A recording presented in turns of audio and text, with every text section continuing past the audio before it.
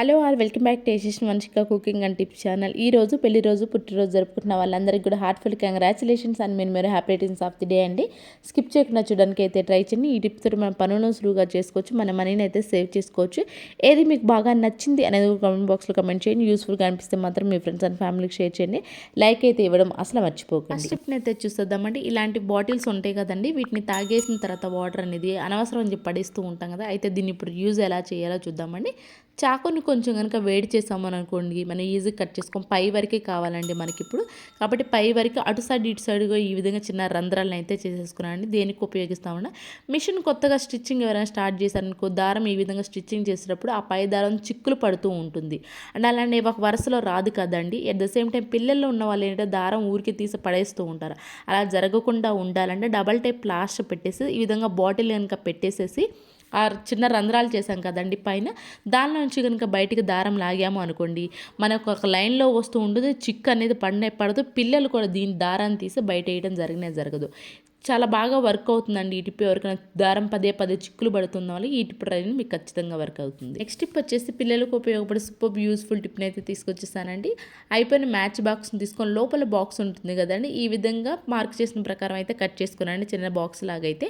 And దాని లోపల double type plaster పెట్టేసి షార్ప్నర్ పెట్టేసాము అనుకోండి, మనకు షార్ప్ చేసుకుంటూ ఉంటాం కదండి పెన్సిల్స్ అనేవి. షార్ప్ చేసిన పిల్లలు ఎక్కడ పడితే అక్కడ తొక్కనది పడేస్తూ ఉంటారు. ఈ విధంగా చేసి కనుక ఇచ్చేసాము అనుకోండి, మనకు మ్యాచ్ బాక్స్ లోపలే షార్ప్ చేసిందంట ఉంటుంది.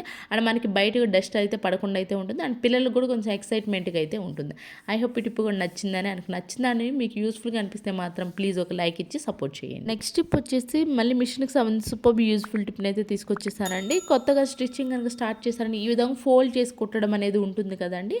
ఆ టైంలో కొన్నిసార్లు ఫోల్డింగ్ అనేది సరిగా రాలేదు అనుకోండి, అలాంటప్పుడు ఈ విధంగా డబల్ టేప్ ప్లాస్ట్ని అంటించేసేసి పెన్ ఉంటుంది కదండి, పెన్ క్యాప్ ఉంటుంది కదా, పెన్ క్యాప్కి మధ్యలో కనుక ఏదైతే క్లాత్ స్టిచ్చింగ్ చేయాలో ఫోల్డింగ్ చేసి దాన్ని కనుక పెట్టేసాము అనుకోండి, మనకి ఫోల్డింగ్ అనేది చాలా నీట్గా అయితే వస్తుందండి.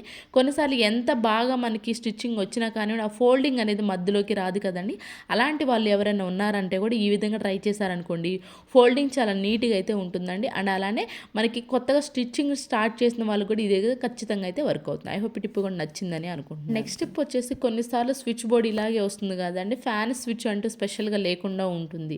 అలాంటప్పుడు మనం ఈజీగా కన్ఫ్యూజ్ అవ్వకుండా ఉండాలి అని అంటే మన స్విచ్ బోర్డ్కి ఈ విధంగా స్టిక్కర్ కనుక పెట్టేసాము అనుకోండి, వచ్చిన వాళ్ళ రిలేటివ్స్ ఎవరైనా కానివ్వండి ఫ్యాన్ స్విచ్ ఆన్ చేసుకోవాలి అనుకున్నప్పుడు ఈ స్టిక్కర్ కనుక పెట్టేసి ఉంటే ఈజీగా అయితే వాళ్ళకి కనిపిస్తుందని. లేదు అని అంటారా, మనకి తిలకం కానివ్వండి లేదంటే నెయిల్ పాలిష్ కానీ ఫ్యాన్ స్విచ్ ఏదో దానిపైన కూడా ఎఫ్ఎన్ రాసామనుకోండి, వాళ్ళకి ఈజీగా అర్థమవుతుంది. మనం కూడా ప్రతిసారి కన్ఫ్యూజ్ అవ్వకుండా అయితే ఉంటాం. ఐ హోప్ ఈ టిప్ కూడా నచ్చిందని నచ్చితే కనుక ప్లీజ్ మీకు ఏది బాగా నచ్చింది అనేది కామెంట్ బాక్స్లో కమెంట్ చేయండి. నెక్స్ట్ టిప్ వచ్చేసి ఇలాంటి గ్రేటర్స్ ఉంటాయి కదండి, గ్రేటర్లో ఏంటంటే మధ్యలో కొన్నిసార్లు ఆ గ్యాప్ ఉంటుంది కదా హోల్స్కి పక్కన, దానిలో ఏంటంటే కొన్నిసార్లు ఫుడ్ అనేది అంటుకుంటూ ఉంటుంది. అలాంటప్పుడు లేదు అంటారా, కొన్ని రోజులు ఇయర్స్ వాడగా ఏమవుతుందంటే మనకి గ్రేటర్కి షార్ప్ అనేది లేకుండా ఉంటుంది. అలాంటప్పుడు ఈ విధంగా కనుక స్టీల్ స్క్రబ్బర్ ఉంటుంది కదా, స్టీల్ స్క్రబ్బర్తో కనుక ఈ విధంగా 10 నిమిషాలు రుద్దేశాము అనుకోండి, లోపల మురికి ఏదైనా ఉంటే చాలా నీట్గా క్లీన్ అయిపోయి అట్ ద సేమ్ టైం మనకి షార్ప్ కూడా అవుతాయి. ఐ హోప్ టిప్ కూడా నచ్చిందని అనుకుంటున్నాను. నెక్స్ట్ టిప్ వచ్చేసి డబల్ టైప్ ప్లాష్ ఉంటుంది కదా, డబల్ టైప్ ప్లాష్ని తీసుకొని ఏదైతే మనకి మిషన్ వీల్ ఉంటుందో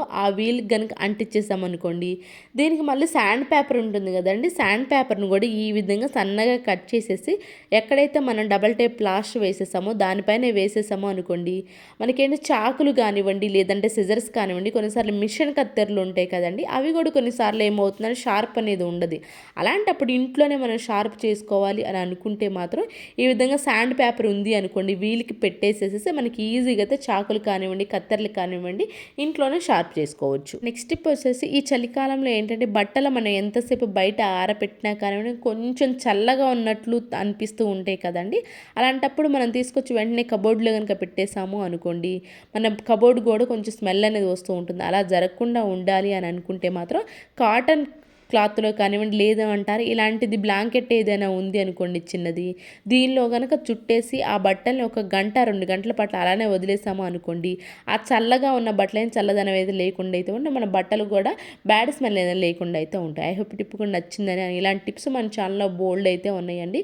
ప్లీజ్ ప్రీవియస్ వీడియోస్లోకి వెళ్ళండి చూడండి, మీకు నచ్చితేనే సబ్స్క్రైబ్ చేసుకోండి. నెక్స్ట్ టిప్ వచ్చేసి ఇప్పుడు చిన్నలు పెద్దలు ప్రతి ఒక్కళ్ళు అయితే ఈ స్పెక్స్ అనేవి వాడుతూ ఉన్నారు కదండి, అయితే కొన్నిసార్లు ఏమవుతుందంటే బ్లర్గా కనిపించడం అలాగే చిన్న చిన్న మరకలు చేతులతో పట్టుకుంటూ ఉంటారు కదా, ముఖ్యంగా పిల్లలు చేతులతో టచ్ చేస్తూ ఉన్నప్పుడు చిన్న చిన్న మచ్చలుగా పడిపోతూ ఉంటాయి కదా, మచ్చల మరకలు పడిపోతూ ఉంటాయి. అలాంటప్పుడు బయటికి తీసుకొని వెళ్ళి క్లీన్ చేస్తే క్లీన్ అవుతుందిలే కానివ్వండి, మన ఇంట్లోనే నీట్గా క్లీన్ అవ్వాలి, ఎలాంటి కెమికల్ వాడుకునే వాళ్ళు కొంచెం లిక్విడ్ అనేది వాడుతూ ఉంటారు కదా, అలాంటిది ఏమీ లేకుండా ఇంట్లో మనం నీట్గా క్లీన్ చేసుకోవాలనుకునే వాళ్ళు ఎవరన్నా ఉన్నారనుకుంటే మాత్రం వ్యాజిలిన్ పెట్రోలియం జెల్ ఉంటుంది కదండి, వ్యాజిలిన్ పెట్రోలియం జెల్ కొంచెం ఫ్రంట్ బ్యాక్స్ రెండు సైడ్లు అప్లై చేసేసి ఇయర్ బడ్ తోటి ఈ విధంగా మైక్రో ఫైబర్ క్లాత్ ఉంటుంది కదా, ఆ క్లాత్తో కనుక క్లీన్ చేశారనుకోండి, ఆ చిన్న చిన్న మచ్చలో మరకలో బ్లర్గా కనిపించడం అనేది జరగదు. ఐ హోప్ ఈ టిప్ కూడా నచ్చితే ప్లీజ్ పక్కన బెల్ సింబల్ అయితే యాక్టివేషన్లో ఉంచుకొని ఆల్ అనే బటన్ని ప్రెస్ చేయండి. అండ్ నెక్స్ట్ టిప్ వచ్చేసి ఈనో ప్యాకెట్ కనుక తెచ్చుకున్నామంటే మొత్తం కంప్లీట్గా వాడేసుకుంటే ఓకే, కానీ కొంచెం వాడేసుకొని కొంచెం కనుక ఉంది అనుకోండి, ఈ విధంగా గాలి వెళ్ళిపోయి లోపల పౌడర్ అంతా పాడైపోయి గడ్డలాగా ఫామ్ అయిపోతూ ఉంటుంది కదండి. అలా జరగకుండా ఉండాలి అంటే కొంచెం చాకుని కనుక వేడి చేసి ఎక్కడైతే మనకు హోల్ చేసామో అక్కడ ఈ విధంగా అన్నామే అనుకోండి, ఆ హోల్ అనేది క్లోజ్ అయిపోతుంది కాబట్టి మనకి గాలి వెళ్ళదు, లోపల ఉన్న పౌడర్ కూడా మనకి పాడవడం అయితే జరగదు.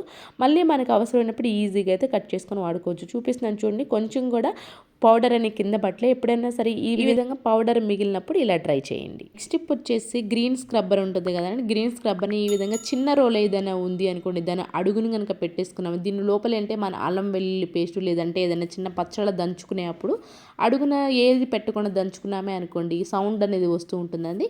ఈ విధంగా గ్రీన్ స్క్రబ్బర్లు కానివ్వండి, లేదు అంటారా పాత క్లాత్ ఏదైనా ఉంది అది కూడా పెట్టేసుకొని దంచేసుకోవచ్చు, దీనివల్ల సౌండ్ రాకుండా అయితే ఉంటుంది. ఐ హోప్ ఈ టిప్ కూడా నచ్చిందని అనుకుంటున్నాను. నెక్స్ట్ టిప్ వచ్చేసి మిషన్కి సంబంధించిందండి. మనకేంటంటే కొన్నిసార్లు దారం ఊరికే మాటికి తెగిపోతూ ఉంటుంది కదండి స్టిచ్చింగ్ చేసేటప్పుడు.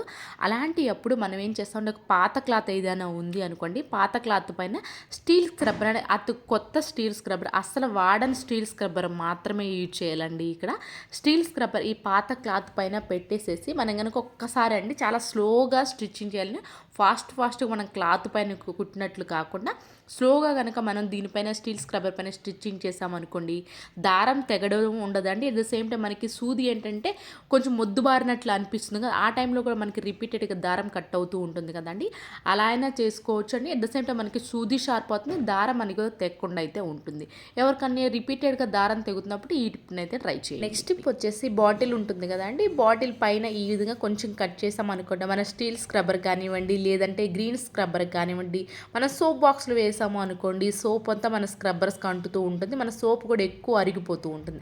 అలా జరగకుండా ఉండాలంటే ఈ విధంగా బాటిల్ కనుక కట్ చేసి పెట్టేసుకున్నాం అనుకోండి స్క్రబ్బర్స్, వాటర్ అనేది బాటిల్ క్యాప్ ముందు ఉంటుంది, దాని ద్వారా పోతామంటే మన స్టీల్ స్క్రబ్బర్ కానీ గ్రీన్ స్క్రబ్బర్ ఎప్పుడు తడిగా లేకుండా ఉంటుంది. ఎట్ ద సేమ్ టైం సోపు కూడా అరగకుండా అయితే ఉంటుంది. ఐ హోప్ ఈ టిప్ కూడా నచ్చిందని అనుకుంటున్నాను. ఇవేనండి ఈరోజు టిప్స్ ట్రిక్స్. యూస్ఫుల్గా అనిపిస్తే మాత్రం ఈ టిప్స్ అని ఒకసారి ట్రై చేయండి. ఏది మీకు బాగా నచ్చింది అనేది కామెంట్ బాక్స్లో కమెంట్ చేయండి, లైక్ చేయండి, షేర్ చేయండి, సబ్స్క్రైబ్ చేసుకోవడం మాత్రం అసలు మర్చిపోకుండా. రేపటి వీడియోలో మంచి టిప్స్ మళ్ళీ మీ ముందుకు వస్తాను. అంతవరకు మీ అందరైతే హ్యాపీగా ఉండాలని హార్ట్ఫుల్గా అయితే కోరుకున్నాను. Thank you so much for your watching.